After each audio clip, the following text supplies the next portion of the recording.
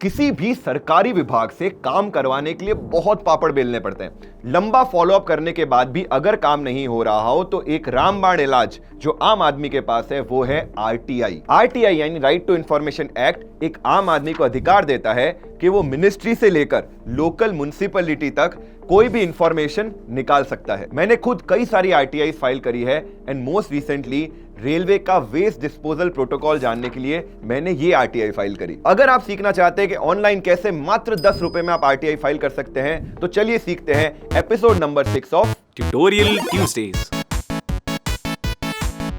सबसे पहले आपको गूगल पर जाके सर्च करना है आरटीआई ऑनलाइन पोर्टल। आप जैसे आरटीआई ऑनलाइन पोर्टल पर आएंगे आपको ये पहली आपको वेबसाइट दिखेगी जिस पर आपको क्लिक करना है। यहाँ पे आपको बहुत सारे ऑप्शन दिख रहे हैं। तो सबसे पहला ऑप्शन आपको क्लिक करना है सबमिट रिक्वेस्ट, क्योंकि आप आरटीआई की इन्फॉर्मेशन मांग रहे हैं। ये बेसिक से एक चेक बॉक्स आएगा जिसका आपको सबमिट करके आगे बढ़ना है और ये खुल गया आरटीआई का बेसिक फॉर्म।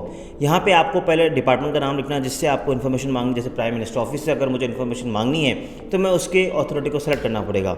ये कर लिया, उसके बाद पब्लिक अथॉरिटी भी यही रहेगी। अब यहाँ पे आपकी ईमेल आईडी और यहाँ पे आपका मोबाइल नंबर, इसलिए ताकि आपको मोबाइल पे एसएमएस अलर्ट्स आते रहें। अब यहाँ पे आपको वापस अपनी ईमेल आईडी डालनी है, नाम, जेंडर, एड्रेस, आपको बेसिक डिटेल्स भरनी है। अब यहाँ पे बेसिक जो आपको ध्यान रखना है ये चेक बॉक्स का कि text for RTI request application, यहाँ पे आपको वो इन्फॉर्मेशन मांगनी जो अल्टीमेटली आप उसका रिजल्ट चाहते हो।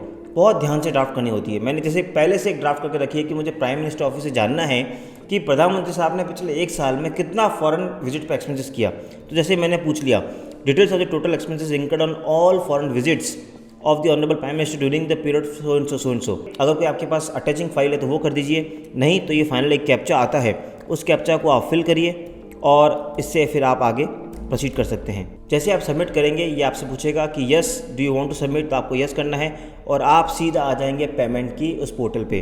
बस सिंपल से पेमेंट करना है। आपको इंटरनेट बैंकिंग जैसे जो करनी है, आपको पेमेंट गेटवे यूज़ करना है, उससे आप पे करिए और इस तरह से ओके करिए और इस तरीके से आपको फाइनल एक पेमेंट लिंक आ जाएगी जिससे आपको पेमेंट करना है।